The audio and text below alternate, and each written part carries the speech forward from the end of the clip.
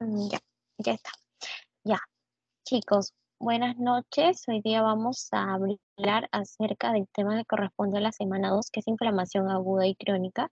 Este es un tema bastante bonito y bastante importante, de verdad. Yo diría que es uno de los temas más importantes de patología 1 y 2, porque engloba un proceso que ocurre en cualquier célula, tejido, órgano de nuestro organismo. Entonces, y la inflamación va a ser un proceso necesario, vital, para poder eliminar aquellos agentes agresores que nos invaden. Muchas veces uno piensa que no, que la inflamación hace que la pielcita se ponga roja, que se me inflame. Bueno, es parte del proceso, pero es necesario, siempre y cuando sea bien controlado, porque también vamos a ver casos en los que la inflamación pues, se descontrola y por ahí que se va más a lo patológico que a lo fisiológico. Entonces, mucha atención acá, chicos. Acá, digamos que no vamos a ver tantas láminas a diferencia de la semana pasada, sino que vamos a ver más procesos que involucran bastante la acción del sistema inmune. Acá vamos a recordar muchos puntos importantes que hemos visto en inmunología.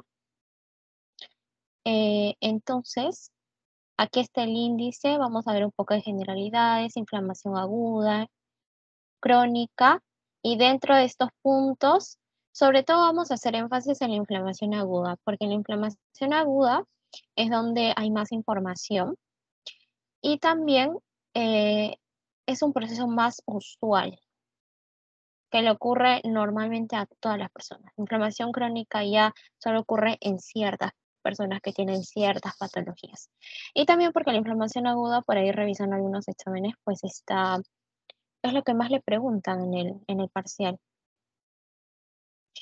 Entonces, algunas generalidades. Cuando nosotros, ay, perdón, un ratito,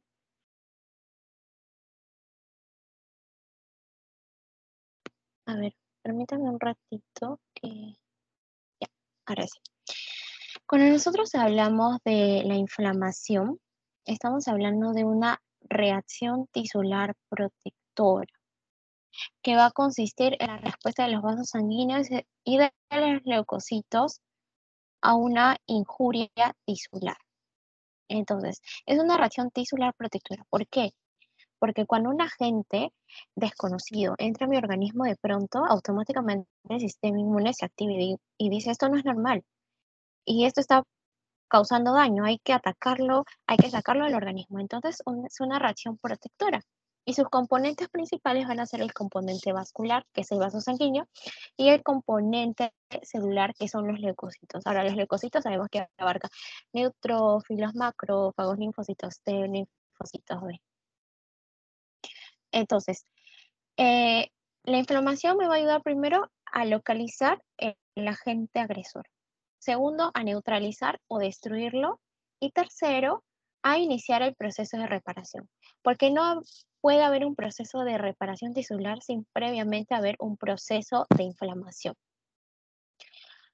Pero como todo proceso puede tener sus pros y sus contras. ¿Cuáles son las contras? Que al momento que nuestros leucocitos van a atacar al agente agresor, pues claramente no solamente es que fagocitan a la bacteria y la eliminan y ya. No, lamentablemente también van a provocar hasta cierto punto un poco de daño a los tejidos circundantes. Es inevitable realmente.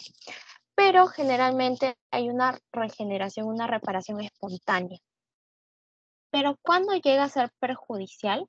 Bueno, cuando ya provoca reacciones de hipersensibilidad, como por ejemplo cuando mi sistema inmune ataca los autoantígenos, o sea, los antígenos de mi cuerpo.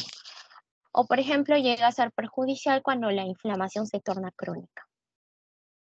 Entonces, la inflamación normal, un proceso de reacción inflamatoria normal, se va a desarrollar a través de los siguientes pasos. Primero, el agente responsable ya, el agente responsable es localizado en los tejidos extravasculares y es reconocido por las células y moléculas del anfitrión. Entra la bacteria, entra el virus u otro agente agresor y es reconocido automáticamente por las células y moléculas, sobre todo de mi sistema inmune. Entonces, desde allí, los leucocitos y las proteínas plasmáticas van a ser reclutadas desde el sitio de infección. ¿Y cómo son reclutadas? Pues tienen que viajar hacia el foco de infección. ¿Cómo viajan? A través de la circulación. Recordemos, en la circulación es por donde se transporta todo, hormonas, nutrientes, oxígeno y también los leucocitos que son necesarios para ir al foco de agresión. Entonces, se identifica el agente agresor, se reclutan leucocitos al foco de infección y finalmente los leucocitos y proteínas una vez que llegan son activados. ¿Son activados para qué? Para destruir, fagocitar y eliminar la sustancia que está causando la lesión. Posterior a ello, ya la reacción es más controlada y el tejido dañado es reparado. Esto estamos hablando desde un punto fisiológico, es lo que normalmente conlleva una reacción inflamatoria. Ahora, ¿cuáles pueden ser las causas? Acá tenemos las causas. ¿Qué es lo que me puede provocar inflamación? No solamente son infecciones, o sea, normalmente son infecciones, pero no solamente son infecciones. ¿Qué tipo de infecciones? Bacterianas, víricas, fúngicas, parasitarias. Estos agentes van a eliminar unas toxinas microbianas que van a inducir el proceso inflamatorio. Pero también hay otro proceso que recuerden que vimos la semana pasada, la necrosis. Nosotros dijimos que la necrosis, a diferencia de la apoptosis, siempre induce inflamación. ¿Por qué? Porque recuerden que en la necrosis la membrana se rompe y se extravasa todo. Entonces, esa extravasación va a inducir inflamación. Aparte de las infecciones, de la necrosis, también están los cuerpos extraños. Los cuerpos extraños, por ejemplo, una astilla. Uno se hinca con una astilla o un clavo contaminado y automáticamente la zona circundante se vuelve rojita, hasta se inflama, hasta te aparece una ampollita. Bueno, eso es porque ocurre una lesión traumática, es decir, hay disrupción de tus tejidos de piel, o también porque ese clavo, esa astilla, puede transportar microorganismos hacia tu piel, puede estar infectado. Y finalmente, otra de las causas son las reacciones inmunes o también llamadas reacciones de hipersensibilidad, que de hecho es un tema que vamos a ver de acá a 3 semanas, si no me equivoco, donde el sistema inmune ataca a mis antígenos. Es lo que les dije hace un ratito. Por ejemplo, mis antígenos que tengo en la tiroides, que se supone que mi sistema inmune los debe reconocer como algo normal, algo propio, bueno, los reconoce como algo extraño y los ataca y destruye el tejido de mi tiroides. Es un ejemplo. Y bueno, chicos, acá, disculpen que a veces miro hacia abajo porque estoy con la tablet, porque acá sí puedo ver más nítidas las imágenes, pero acá en este cuadrito me gustó bastante, lo saqué ahí del Robbins, no lo vi en su teoría, pero me gustó porque engloba de una manera muy general cuáles son las diferencias de la inflamación crónica y aguda. Y de hecho de acá te pueden venir una o dos preguntas en el parcial, ¿no? O sea, importante saber que la inflamación aguda en líneas generales es un proceso rápido, instantáneo. Es como que entra un agente agresor desconocido y automáticamente lo primero que ocurre es la inflamación aguda. Esto es en cuestión de minutos, de horas, y el infiltrado celular que va a predominar son los neutrófilos. Aquí generalmente hay una resolución espontánea, o sea, no va a haber un tejido cicatrizal patológico, pero los signos locales y sistémicos sí son bien pronunciados. O sea, uno ve, por ejemplo, que cuando una persona eh, le pica un mosquito, al toque la piel se pone roja. ¿Qué pasa si ese mosquito le infectó algo? Al toque la persona empieza a tener alza térmica, o sea, tiene signos clínicos bastante pronunciados. En cambio, la inflamación crónica, acá este es un proceso lento que lleva días, meses. Aquel infiltrado celular ya no son los neutrófilos, sino es el infiltrado mononuclear. Acordémonos, ahí están los monocitos que una vez que migran al tejido se convierten en macrófagos, están los linfocitos linfocitos T, los linfocitos B, y esta sí suele tener una lesión tisular mucho más patológica, puede generar fibrosis, por ejemplo, en la cirrosis, ¿se acuerdan que veíamos la semana pasada?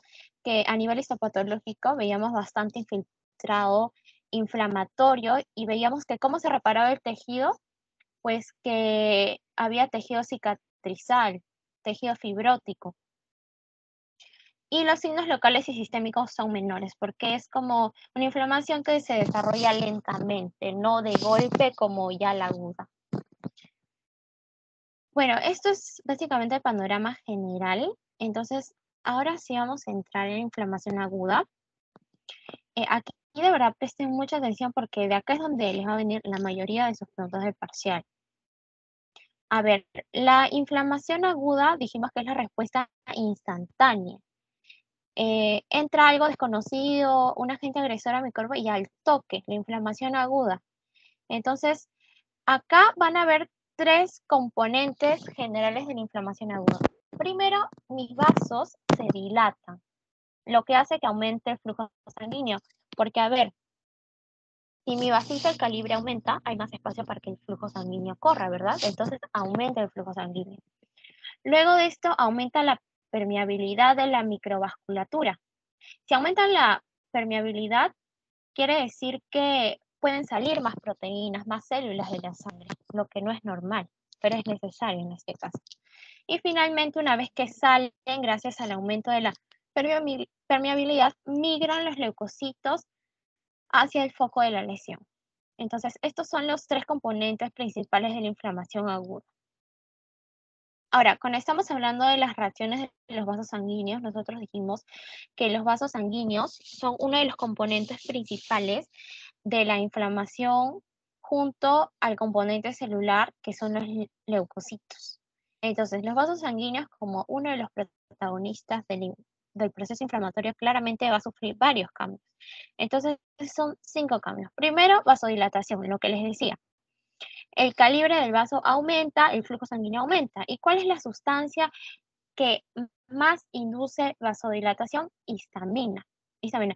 Por eso cuando uno, por ejemplo, tiene un broncoespasmo por el asma, por ahí, hay una vasoconstricción de sus vasos. ¿Y qué es lo que le dan al toque? Antihistamínicos, para que haya una vasodilatación del calibre de los vasos. Entonces, histamina se asocia con vasodilatación, no se olviden. Esa fue una de las preguntas en el pretest. Entonces, dijimos la vasodilatación va a inducir aumento del flujo sanguíneo aumentado y cuando corre más rápido el flujo sanguíneo, esto se hace que se elimine más calor y causa enrojecimiento.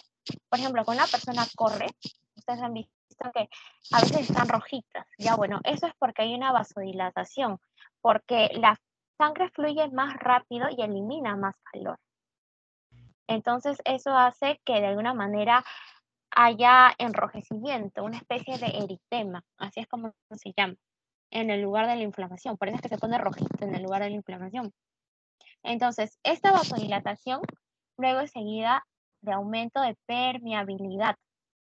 ¿Y cómo es que se da este aumento de la permeabilidad? Por moléculas como la histamina también, las quininas y otros mediadores. ¿Qué van a hacer? Que las células endoteliales, nosotros sabemos que en el vaso sanguíneo hay células endoteliales en las paredes, se van a ir separando. Entonces, normalmente las células endoteliales están así, pero cuando hay permeabilidad, aumento de permeabilidad, se van separando así. Entonces, en este huequito, entre las células endoteliales, van saliendo contenido sanguíneo, proteínas, células. En pocas palabras, hay extravasación de líquido. ¿Qué pasa con la extravasación de líquido? Hay edema. Eso se conoce como edema. Ahora, el edema puede ser de tipo exudado o trasudado. Acuérdense, exudado cuando hay muchas proteínas, trasudado cuando hay pocas proteínas. Entonces, la pérdida de líquido, la vasodilatación de los vasos van a conducir a un flujo sanguíneo lento. ¿Por qué? Estoy perdiendo líquidos, mi calibre ha aumentado. Entonces, la respuesta compensatoria es que el flujo sanguíneo se vuelva lento. Y se vuelve lento y empieza a concentrar los eritrocitos, los glóbulos rojos. Entonces, si mi flujo sanguíneo se vuelve lento y empieza a concentrar más glóbulos rojos, se vuelve más viscoso. Entonces, estos cambios van a hacer que en los vasitos pequeños la sangre bien viscosa de flujo lento se estanque, ¿no? Porque es como que está espesita y ya no pasa con la misma velocidad normal. Entonces, este estancamiento de la sangre viscosa en los vasos pequeños se llama éstasis y eso también va a provocar enrojecimiento en la zona de la inflamación. Y a medida que se produce esta éstasis, este estancamiento de la sangre viscosa en los vasos pequeños, los leucocitos que normalmente se acumulan en el endotelio, o sea, en la periferia, se van a seguir acumulando, entonces los leucocitos se van acumulando en la periferia. Estos son los cambios de los vasos sanguíneos. Pero cuando nosotros hablamos ya del proceso inflamatorio, o sea, yo les expliqué, ¿verdad? Los 3 pasos de la inflamación aguda, pero de una manera muy general. Aquí pues vamos a ver que el proceso inflamatorio va a involucrar el reclutamiento de los leucocitos al sitio de inflamación y posteriormente la fagocitosis. Pero este es el proceso, digamos, que más pasos tiene. ¿Por qué? Porque una vez que mi vaso sanguíneo ha sufrido vasodilatación, hipermeabilidad y los leucocitos quieren llegar al foco de infección, pues los leucocitos tienen que pasar por todo un trayecto desde el vaso sanguíneo hasta el tejido. Es como un viaje. Pero este viaje va a transcurrir en varias fases, porque todo tiene que ser ordenado, todo tiene que ser controlado. ¿Quiénes van a ayudar a controlar este proceso? Los mediadores de la inflamación, las moléculas inflamatorias que ya posteriormente las vamos a ver. Entonces, este proceso de reclutamiento de los leucocitos desde los vasos sanguíneos hasta el foco de infección va a constar de 5 etapas. Primero está la marginación. La marginación, aquí lo que estábamos hablando, ya. La marginación consta de que hay una redistribución de los leucocitos. Por ejemplo, nosotros dijimos que, ¿se acuerdan que la sangre, después de que se extravasa, sufre un proceso de éstasis, o sea que el flujo se vuelve más lento y también más viscoso? Ya bueno, esto va a hacer que los leucocitos se empiecen a ir para la periferia. Entonces, los leucocitos se van a empezar a pegar como a la pared del vaso. Y esto básicamente es que los leucocitos adoptan una posición periférica a lo largo de la superficie endotelial. Y este proceso se llama redistribución leucocitaria, más conocido como marginación. Entonces, si a ti te preguntan, ¿la marginación con qué proceso está relacionado? Con la éstasis. Porque por la éstasis es que los leucocitos empiezan a ir a la zona periférica de los vasos. Luego de esto está el rodamiento. El rodamiento es cuando los leucocitos, o sea, van rodando por el endotelio. Los leucocitos se adhieren de manera transitoria al endotelio y se desprenden. Como que se pegan, se desprenden, se pegan, se desprenden. Y así van rodando. Y esto es gracias a las llamadas selectinas, las proteínas selectinas que acá miren, aquí las podemos ver en este gráfico. A través de las selectinas es que los leucocitos van rodando, se pegan, se despegan, se pegan, se despegan. Pero ya hay un momento donde los leucocitos ya se tienen que adherir firmemente al endotelio. Entonces, este proceso se llama adhesión al endotelio, donde los leucocitos ya se adhieren firmemente mediante las proteínas llamadas integrinas. Acá hay una integrina. Acá hay otra integrina. Entonces, a las integrinas se adhieren las células. Si a ti te preguntan cuáles son, y este es explico. ¿Cuáles son las proteínas involucradas en el rodamiento? Selectinas. ¿Cuáles son las involucradas en la adhesión? Integrinas. Y luego de esto, una vez que los leucocitos ya están bien pegaditos, bien adheridos acá a lo que es el endotelio, pues va a ocurrir la transmigración. La transmigración, o también llamada como diapedesis, es el proceso mediante el cual los leucocitos, miren, migran, atraviesan el endotelio. Y este proceso de transmigración es gracias a estas quimiosinas. Acuérdense de estos dos nombres, CD31 y PCAM1. CD31 y PCAM1. Una vez que mi leucocito ya rodó, ya se adherió, ya transmigró a través del endotelio, ¿cómo va a llegar al foco de infección? Debe haber algo que lo guíe. Bueno, ese proceso se llama quimiotaxis. Después de salir de la circulación, los leucocitos se desplazan por los tejidos hacia el sitio de lesión en un proceso llamado quimiotaxis. Aquí actúan los quimiotácticos. Los quimiotácticos son sustancias que se van a producir desde el foco de infección. Y los quimiotácticos van a ser sustancias, en pocas palabras, que atraigan a los leucocitos, como que, oye, ven, por aquí es el camino para el foco de la infección. Y estos quimiotácticos pueden ser exógenos y endógenos. Exógenos, es decir, que no son propiamente del organismo. Por ejemplo, los productos que liberan las bacterias son quimiotácticos exógenos, pero los quimiotácticos endógenos ya son, por ejemplo, citoquinas, quimiosinas, proteínas de complemento. Por ejemplo, aquí en quimiosinas, un quimiotáctico bien conocido es la interleucina 8. En las proteínas del sistema de complemento, la proteína C5A. Y en los metabolitos del ácido araquidónico están los leucotrienos, por ejemplo. Entonces, esas sustancias van a atraer a los leucocitos hacia el foco de infección.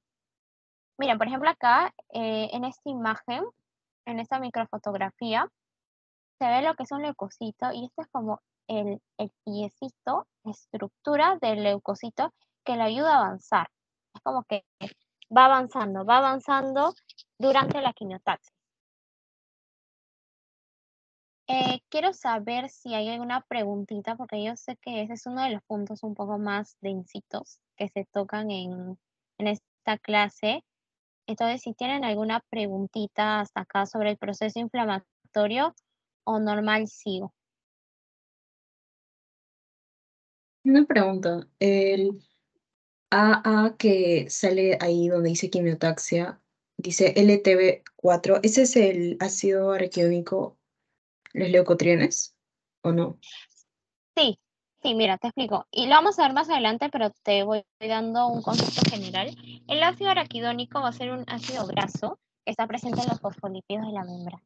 Y a partir del ácido araquidónico se producen prostaglandinas y leucotrienos. Entonces, el leucotrieno, digamos que es un derivado, un metabolito del ácido araquidónico. Por eso ahí puse metabolito del ácido araquidónico. ¿Te quedó claro? Sí, gracias. Una Ya, pregunta. dime. Disculpa, habías mencionado algo de, no sé si habías dicho tal cual que los leucocitos, o sea, como que la quimiotaxia atraían a los leucocitos al foco de infección. ¿Es Sí, correcto eso? sí, sí, exacto. Porque mira, los leucocitos una vez que migran a través del endotelio, pues ya están en el tejido, ¿verdad? Entonces, ¿cómo se dirigen hacia el foco de infección? Gracias a las sustancias quimiotácticas, que es como que las van a atraer hacia el foco de infección y todo ese proceso se llama quimiotaxis. No sé si Ok, está claro. gracias. Sí. Ya, ya, perfecto. Ya, chicos, entonces si no hay otra preguntita, vamos a pasar al último punto de proceso inflamatorio agudo. Esto es mucho más cortito y esto creo que en verdad lo hemos visto lo hemos visto en inmunología, en biología, en todos lados, en microbiología también, que es ya el proceso de fagocitosis. Entonces, el reconocimiento de los microbios o de células muertas, células necróticas, van a inducir muchas respuestas en los leucocitos a nivel colectivo, que son activación leucocitaria. Es decir, una vez que mis leucocitos ya han llegado al foco de infección gracias a la quimiotaxis, va a haber una activación leucocitaria. Es como que ya, los leucocitos ya están acá, actívense y maten al agente agresor. Entonces, el medio más común por el cual se elimina es la fagocitosis. ¿Por qué? Porque recuerden que los neutrófilos son las células predominantes en el proceso inflamatorio agudo. ¿Y qué hacen y cuál es la función de los macrófagos? Pues fagocitar. Entonces, la fagocitosis va a transcurrir a través de los siguientes pasos. A ver, primero está el reconocimiento de la partícula. Reconozco la partícula y se fija a un receptor fagocítico. Acá se ve un receptor fagocítico. Entonces, se fija y posteriormente la partícula va a ser de alguna manera atrapada. Miren, ahí está, esta membranita, se forma una membrana del fagocito que rodea a la partícula. Esta se llama vacuola fagocítica. Esta es la vacuola fagocítica. Aquí está atrapando la partícula y acá se forma la vacuola fagocítica o fagosoma, donde se ingiere al microbio. Entonces, luego de esto, el fagosoma es como una membrana que la verdad solo sirve para encerrar, pero no tiene la capacidad de destruir. Es por eso que se une a este lisosoma con enzimas. Y acá se forma el famoso fagolisosoma, porque justamente son estas enzimas las que van a destruir al microbio. Entonces, primero fagosoma se encuentra con el lisosoma y ¡pum! Se une, fagolisosoma. Entonces, es allí donde finalmente se destruye, se degrada todo el material ingerido en los fagolisosomas gracias a las enzimas lisosómicas. Miren, acá se ve cómo lo degrada. Y gracias a otras sustancias como las especies reactivas de oxígeno. Y es así como se da la fagocitosis. La verdad que este proceso es simple y este gráfico ayuda bastante para explicar. Y ahora, yo les estaba hablando de lo que son los mediadores inflamatorios. Y atentos porque este punto creo que es el que más he visto que preguntan en el parcial. Y sobre todo, no solamente nosotros sabemos que estudiamos para el parcial, sino en general porque esto es base para otros cursos. Y los mediadores inflamatorios los vas a ver en todos lados. Los hemos visto en biología, en microbiología, en inmunología, lo vas a ver también en patología 2, en todos lados. Entonces, importante tener un concepto general de los mediadores inflamatorios. Son sustancias que inician y regulan las reacciones inflamatorias. Porque, ¿quiénes son los que atraen a los leucocitos en sitio de inflamación? Mediadores inflamatorios. ¿Quiénes son los que regulan esa reacción inflamatoria? Los mediadores inflamatorios. Tiene que haber un orden en todos los procesos. Entonces, estos mediadores inflamatorios realmente son indispensables para llevar a cabo la inflamación. Estas van a ser secretadas por células o proteínas plasmáticas. Por ejemplo, ¿qué células van a producir mediadores inflamatorios? Los macrófagos, las células dendríticas, los mastocitos. Y van a ser producidas a respuesta a diversos estímulos. No es que se producen porque quieren y ya, no. Entra el agente agresor y a partir de ahí son producidos los mediadores inflamatorios. Y también son de vida breve. Lo normal y lo más sano es que sean de vida breve. Porque ¿qué pasa si mi mediador inflamatorio persiste a pesar que el agente agresor ya no esté? Pues va a seguir induciendo inflamación. Y eso me puede llevar ya a un proceso crónico inflamatorio, como lo vamos a ver más adelante. Entonces, son de vida breve, lo normal, y un mediador puede estimular la liberación de otro mediador. O sea, por ejemplo, hay un mediador del macrófago que va a estimular al linfocito T que libere otro mediador. Es como que se necesita ese mediador para que se libere otro mediador. Entonces, acá, esto lo saqué de su clase. Este también creo que estaba, pero está en el libro, si es que lo quieren revisar.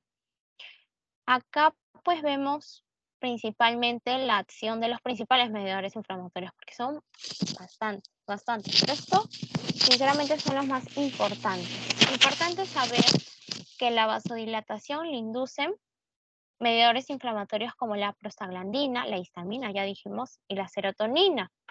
Luego, cuando hablamos de permeabilidad vascular, también dijimos que están las aminas, las proteínas del sistema de complemento como C3A y C5A, los leucotrienos. Y en cuestión de la quimiotaxis, esta proteína del sistema de complemento, el leucotrieno B4, también algunos productos bacterianos que son quimiotácticos exógenos, unas citocinas. Y como dijimos que en las reacciones inflamatorias agudas hay signos clínicos más pronunciados, uno de ellos es la fiebre.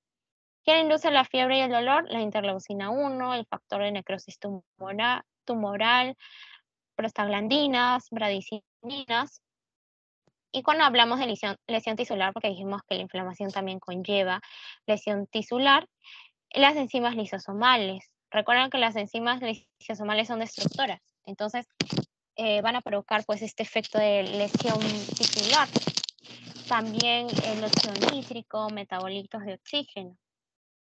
Y acá fíjense en este gráfico, importante chicos que ya ustedes lo lean con detenimiento. Acá ya les voy a decir lo principal, pero siempre vienen preguntas de esto, que si el tromboxano A2 causa vasodilatación, verdadero o falso, cosas así. Entonces, pero como le explicaba, no me acuerdo quién preguntó, pero alguien preguntó sobre el ácido araquidónico. Este, pues, es un ácido graso que está, como acá vemos, miren, en los fosfolípidos de la membrana. Entonces, van a haber estímulos mecánicos, químicos, físicos o la acción de otros mediadores que van a estimular la liberación de ácidos araquidónicos a partir de los fosfolípidos de mi membrana. Entonces, los ácidos araquidónicos pueden derivar en dos procesos: el proceso de la ciclooxigenasa o de la lipoxigenasa. En pocas palabras, los metabolitos que nacen a partir del ácido araquidónico o son prostaglandinas o son leucotrienos. Estas son dos grandes familias de mediadores inflamatorios. En el caso de las prostaglandinas se resaltan estas: la prostaciclina o PGI2, importante que lo sepan, este induce vasodilatación, o sea que el calibre aumente y por lo tanto inhibe la agregación plaquetaria. En cambio, el tromboxano A2, tromboxano, acuérdense, el sufijo trombo viene de coágulo. Entonces, ¿qué va a hacer? Favorece la agregación plaquetaria y por lo tanto la vasoconstricción. Y luego están estas prostaglandinas 3 y 2, la D y la E, que causan vasodilatación, o sea, aumentan la permeabilidad vascular. Por otro lado, tenemos la otra gran familia, que son los leucotrienos. Aquí tenemos el leucotrieno B4, que es uno de los más famosos porque es agente quimiotáctico. Y pueden haber otros leucotrienos, CDE4, que miran, aquí está su acción: broncoespasmo y permeabilidad vascular aumentada. Y luego ya están otros que son menos conocidos, pero importantes saberlos también: lipoxina A y B, que inhiben la inflamación. Entonces, esto también de acá he sacado preguntas para su pretest, ¿me acuerdo? Léanlo con detenimiento, hagan sus flashcards o la técnica que tengan mejor para aprenderlo, pero aquí correlacionen, ¿no? Por ejemplo, lo que les decía, tromboxano, trombo. ¿Qué hace un trombo? Agrega plaquetas. Entonces, por ahí como que vayan correlacionando. Esto es en cuestión a los mediadores inflamatorios, la inflamación aguda. Y ya para terminar lo que es inflamación aguda, vamos a ver aquí patrones morfológicos. Acá también he visto que a veces hacen preguntas. Y bueno, para que sepamos nosotros sabemos que en la inflamación aguda pues van a ocurrir lo que es vasodilatación, aumento de permeabilidad, eh, transmigración, luego fagocitosis, pero estos patrones morfológicos van a brindar eh, características específicas que van a definir los diferentes tipos de patrones en inflamación aguda. ¿Por qué? ¿Por qué hay tantos patrones? Bueno, es que depende de la gravedad de la reacción, depende de la causa específica, depende del tejido y localización de las células afectadas. No es lo mismo que ocurra una inflamación aguda en el corazón, en el miocardio, que ocurra en la piel, ¿verdad? Entonces, a partir de allí es que se van a generar patrones morfológicos. Primero aquí está la inflamación serosa.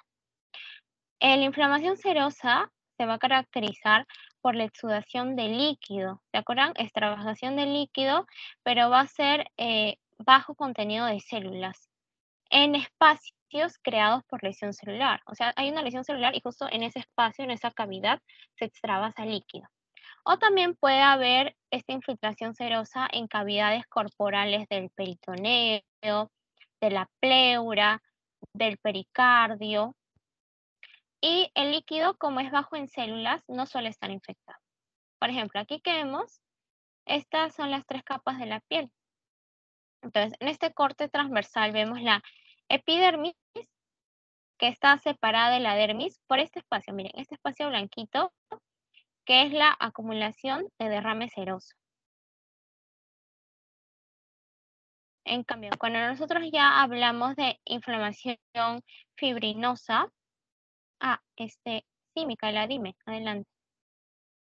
¿Podrías repetir de nuevo en la inflamación serosa en dónde se extravasa el líquido, por favor? Ya, sí, claro. Entonces, dijimos que se extravasa líquido bajo en células en 2 tipos de espacios. Espacios creados por la lesión celular, o sea, producto de la lesión celular se pueden crear espacios donde se extravasa este líquido seroso, o segunda, en cavidades corporales. ¿Qué cavidades corporales tenemos? Cavidades en el peritoneo, en la pleura y en el pericardio. Por ejemplo, en la pleura recordemos que tenemos pleura parietal y visceral y hay un espacio mínimo entre ellas, pero igual es una cavidad donde se puede haber infiltración serosa. Entonces, cavidades revestidas por peritoneo, pleura, pericardio, que son cavidades corporales, o en espacios creados por lesión celular. Esos son los tipos de cavidades. Y bueno, como les seguía diciendo, en la inflamación fibrinosa, aquí estamos hablando de lo relacionado a la permeabilidad vascular.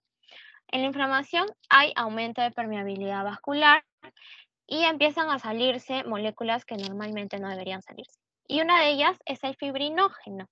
El fibrinógeno sale del torrente sanguíneo y se forma en fibrina que se deposita en el espacio extracelular.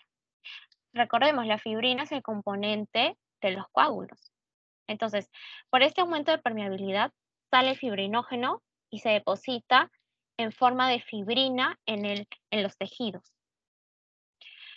Eh, y esto creo que les pregunté en el pretest también, pero para que lo tengan claro, inflamación fibrinoide cuando hay mucha extravasación vascular o cuando hay un estímulo procoagulante, o sea, que se induce la formación de fibrina en tejido.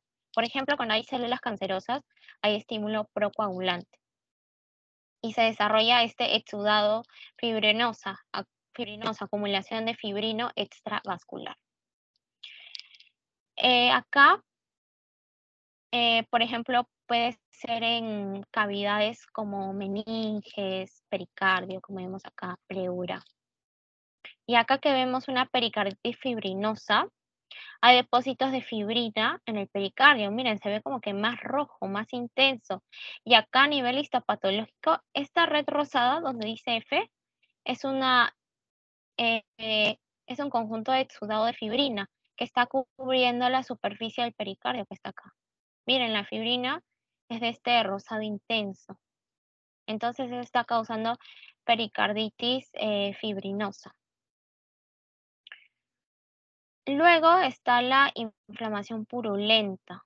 Inflamación purulenta, supurativa o pus, como quieran llamarlo. Acá hay producción de pus. ¿Qué es el pus? Es un exudado. Dijimos que exudado es cuando hay riqueza de proteínas y trasudado es cuando hay poquitas proteínas. ¿Cuáles eran las causas? Ya de inflamación fibrinosa. O sea, más que causas, dije dónde ocurren cavidades como meninges, pericardios y pleura. Ya sé a lo que te refieres. O sea, cuando hay extravasación vascular o cuando hay estímulo procoagulante, que se forma fibrina en los tejidos, porque recordemos que la fibrina es el componente esencial de los coágulos. Ya, esas eran las causas. Bueno, siguiendo con la inflamación purulenta, acá es cuando te pregunten, ¿de qué está formado el pus? De neutrófilos muertos, principalmente neutrófilos muertos. Pero también hay otras células necróticas y líquido de edema, pero sobre todo neutrófilos. Entonces, la causa más frecuente de inflamación purulenta es las infecciones bacterianas. Uno siempre que adquiere una infección bacteriana, por ejemplo, una faringitis bacteriana, se ve que en la parte de las amígdalas está blanquito y es pus. Entonces, el pus siempre es característico de las infecciones bacterianas. Y acá hay una necrosis por liquefacción. Eso es lo que vimos la semana pasada, ¿se acuerdan? En la necrosis por liquefacción hay como una formación de un tejido blanco que es pus, que habíamos dicho. Inflamación purulenta sobre todo causa infección bacteriana. Y miren, acá a nivel macroscópico podemos ver muchos abscesos bacterianos. Ahí las flechitas están señalando esos circulitos blanquitos, son abscesos bacterianos en un pulmón con bronconeumonía. Y a nivel histopatológico vemos que el absceso, ya un zunzazo al absceso, miren de lo que está lleno, neutrófilos, residuos celulares, células muertas y rodeados por vasos congestionados. Esto que está blanquito son vasos congestionados. Esos son signos característicos de una inflamación aguda de tipo purulenta, de pus. Y finalmente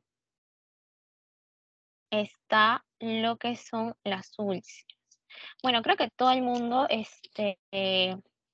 sabe lo que más o menos lo que es una úlcera, pero en pocas palabras, una excavación local. Miren, es como que así. Una excavación local en la superficie de un órgano. La úlcera siempre va a ser en una superficie de un órgano o tejido, inducido por efacelación de tejido necrótico. Efacelación es desprendimiento del tejido necrótico inflamado. O sea, sale el tejido necrótico inflamado y como que deja esa excavación. La ulceración solo se produce cuando hay necrosis tisular y una posterior inflamación en una superficie de un tejido de un órgano. O sea, necrosis, inflamación en una superficie de un órgano tejido va a provocar esta úlcera.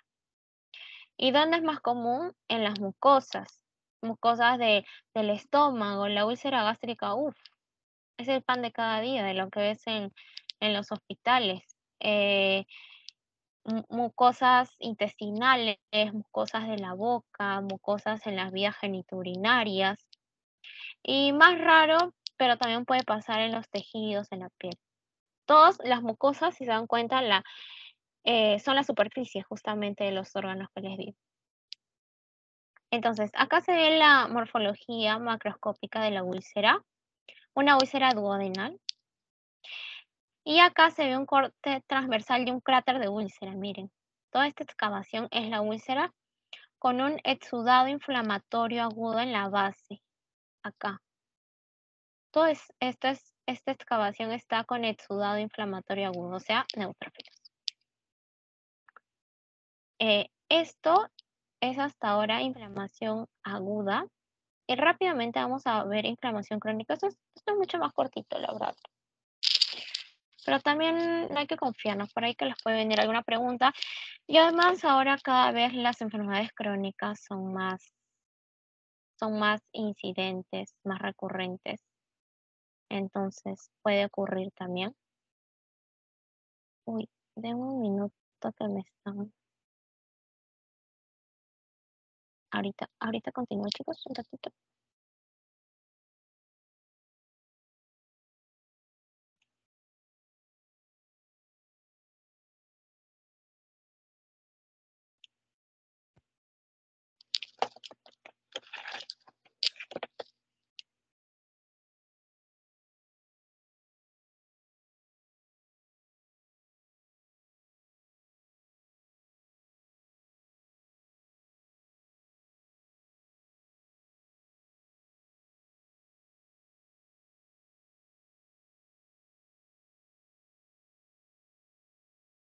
Ya, disculpen, chicos, que está respondiendo algo urgente.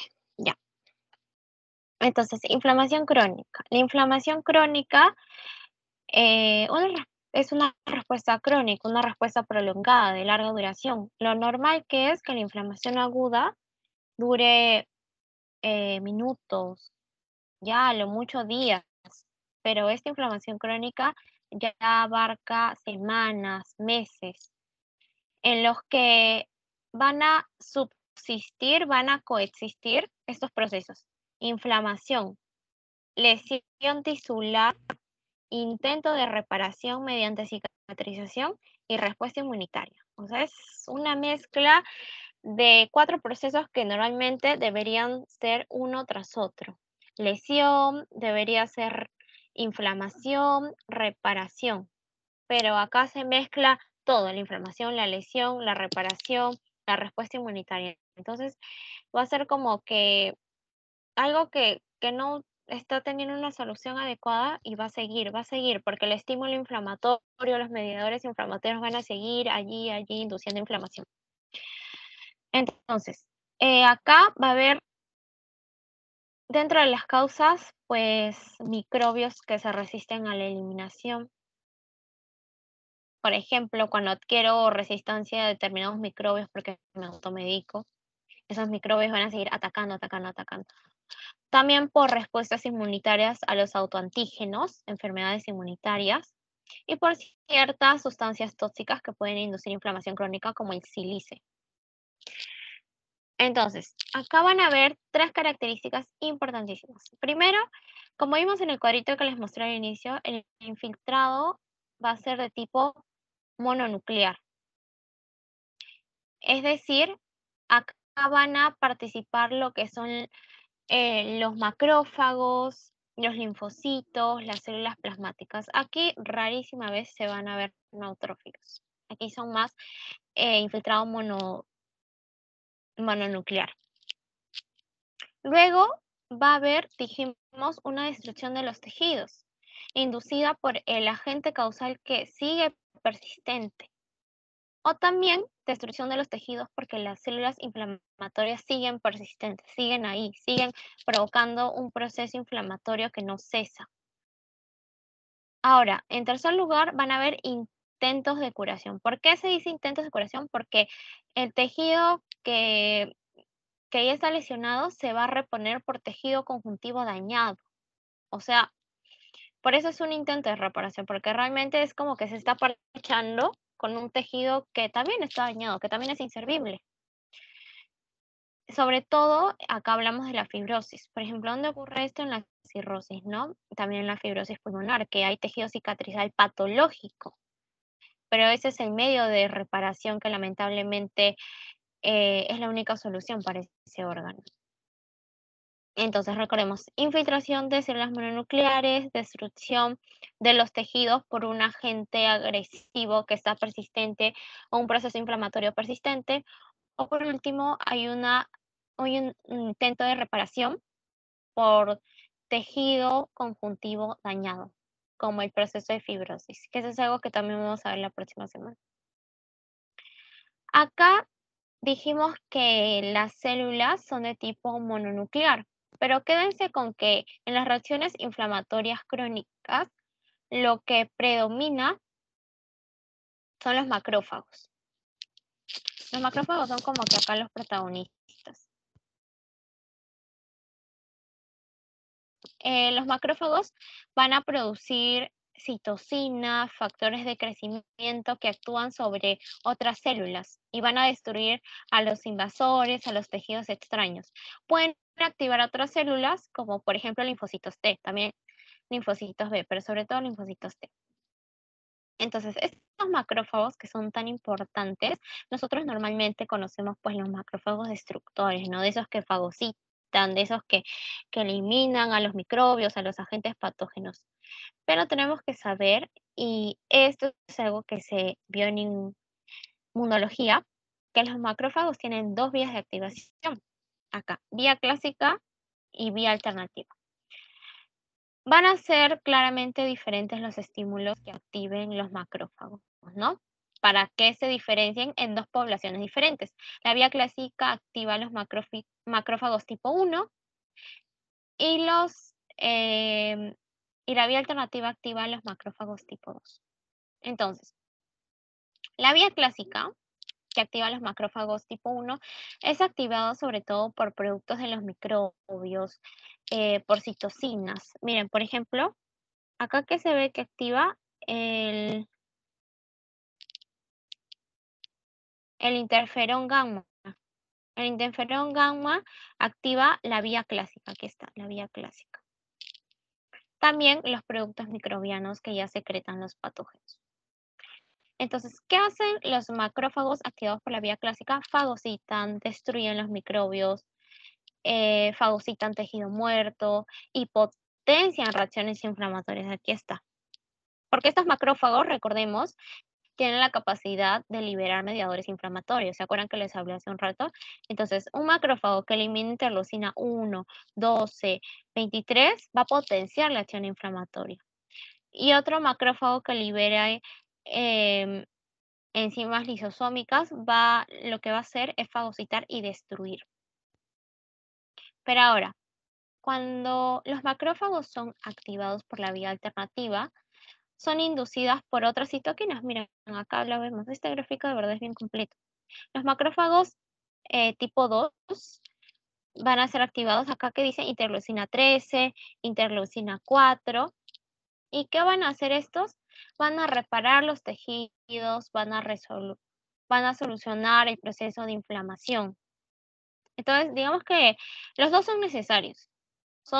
Tienen funciones totalmente diferentes, pero son necesarios. Uno destruye a los microbios, como que genera caos, pero para de alguna manera liberarnos de esos microbios. Y el macrófago 2 es como que va a reparar todo lo que es el macrófago destructor. Entonces, acá recordemos, estos reparan los tejidos y tienen efectos antiinflamatorios. Y acá pues la TGF-beta es una de las moléculas más importantes. La TGF-beta está relacionada con la reparación de los tejidos. Tiene un efecto antiinflamatorio, no se olviden. Y por otro lado tenemos el papel de los linfocitos. Aquí se ven las interacciones macrófagos, linfocitos en la inflamación crónica.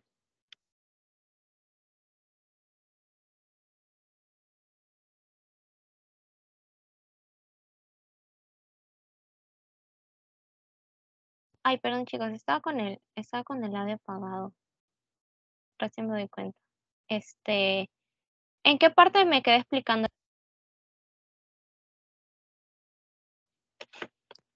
Chicos, estaba no sé por qué En se me... el papel de los linfocitos, ahí te Sí, quedas. al inicio de los linfocitos.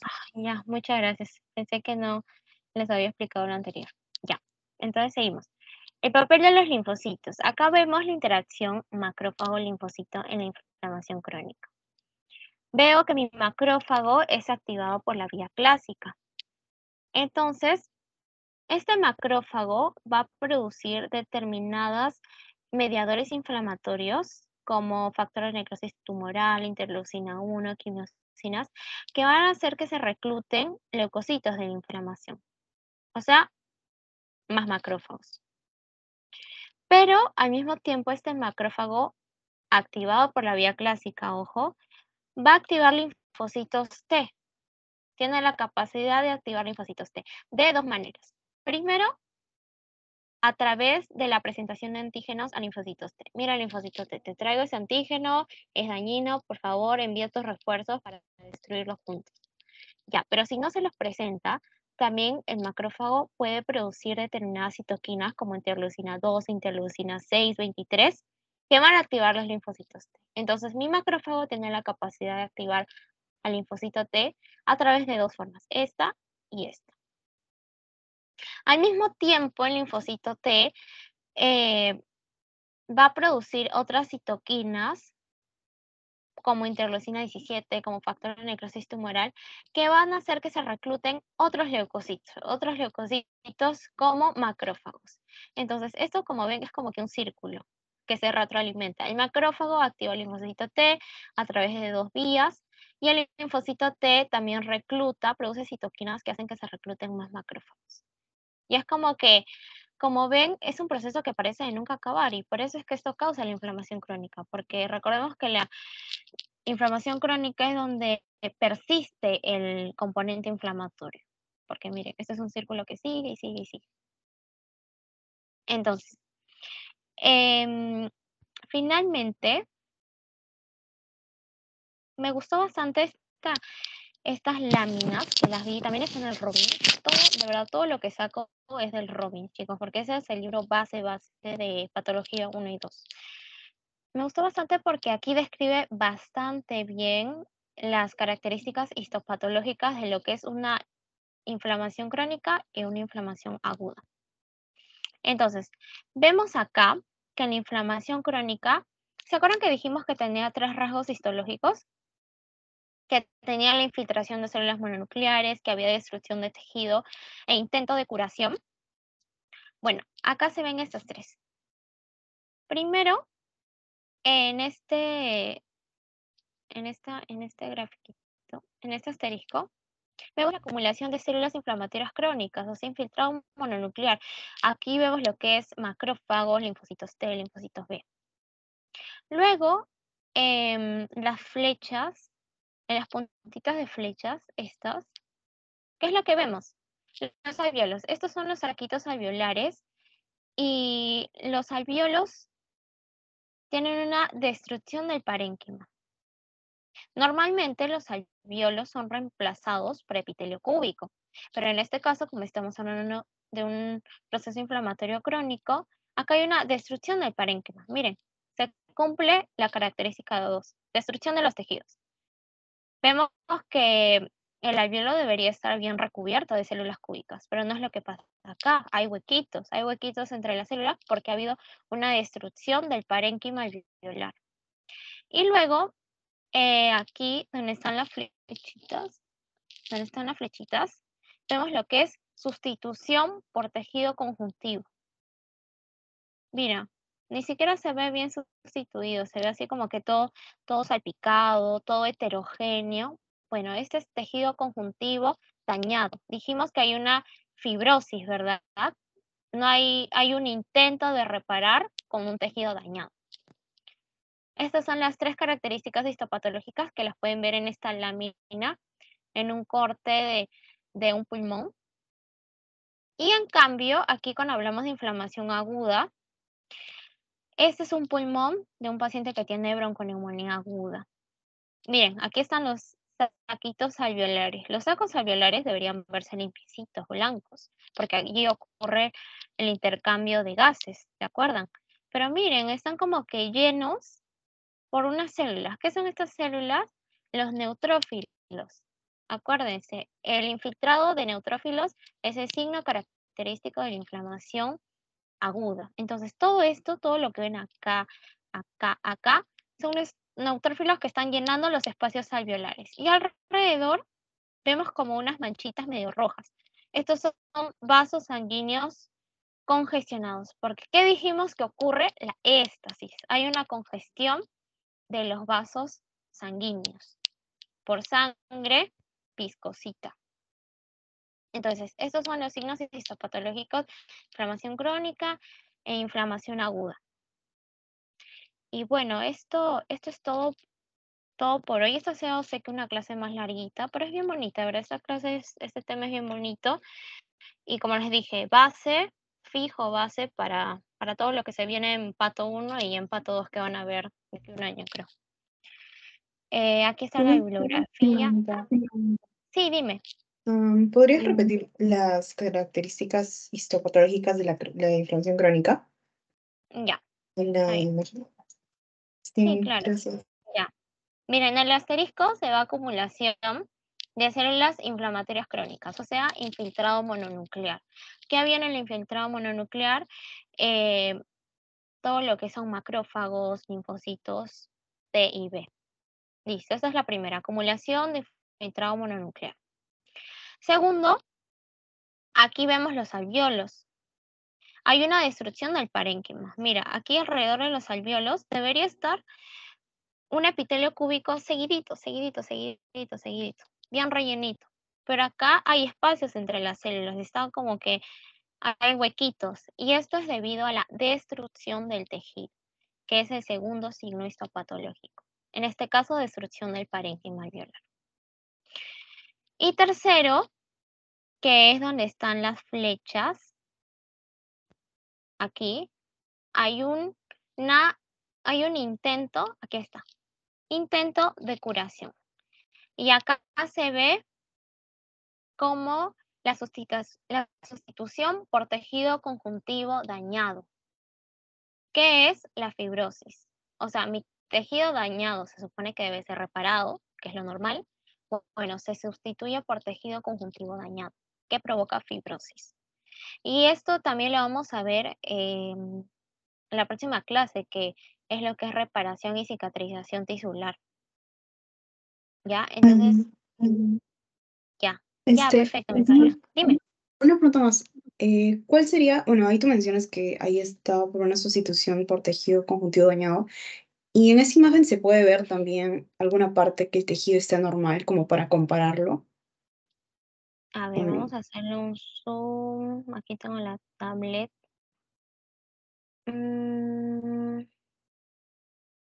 Sí, acá hay una parte, me parece. Acá una parte donde está más moradito es el tejido epitelial normal. Esa parte donde está más moradito, también acá por la esquinita, ese tejido de alguna manera todavía está intacto.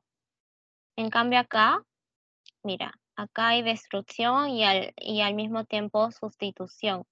Por eso se ve como que medio vacío, no está bien sustituido por el epitelio que corresponde a las vías respiratorias. Entonces, este de acá y este para acá más.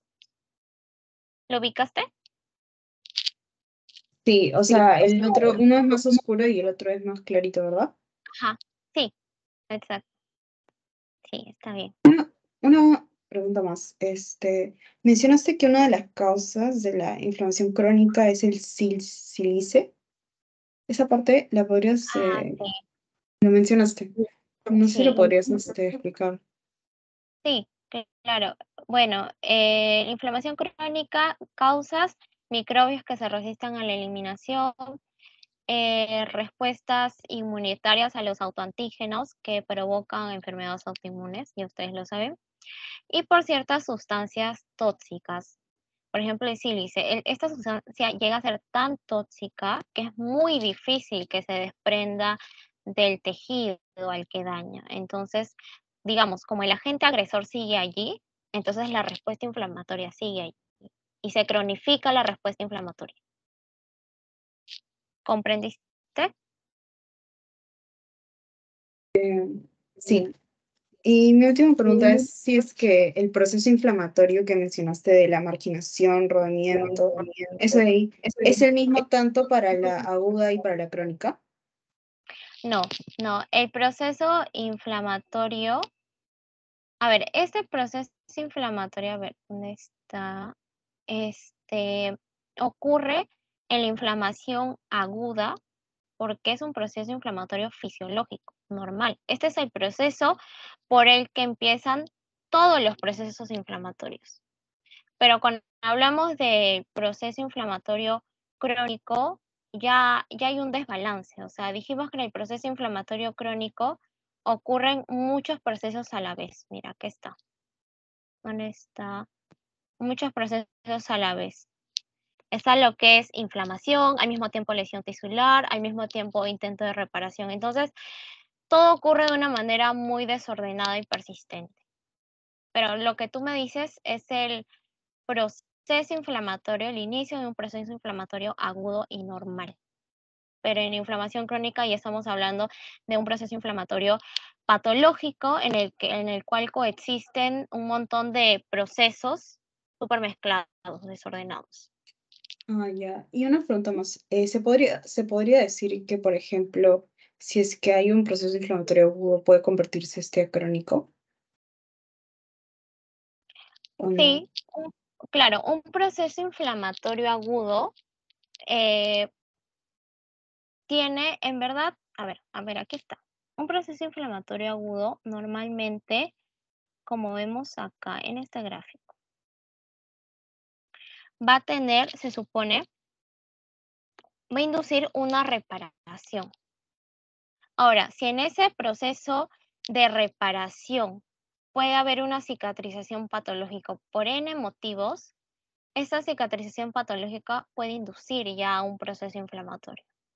Entonces, de alguna manera, indirectamente, sí, un proceso inflamatorio agudo puede derivar en un proceso inflamatorio crónico si es que en alguno de sus procesos hay un desbalance, ¿no? Un desequilibrio. Ok, gracias. Ya, de nada. Eh, Chicos, ¿alguno más tiene otra preguntita? Con confianza, de verdad, para que vayan con la información bien clara para esta semana que ya empiezan prácticas. Ay, se movió mi... No sé qué pasó. A ver. ¿Alguien más tiene?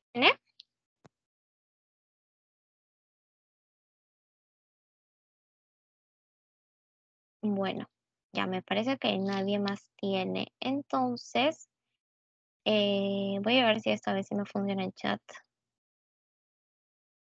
Ay, no, no sé por qué no me funciona. A ver. Ah, no. A ver por acá, quiero ver por la tablet si me funciona.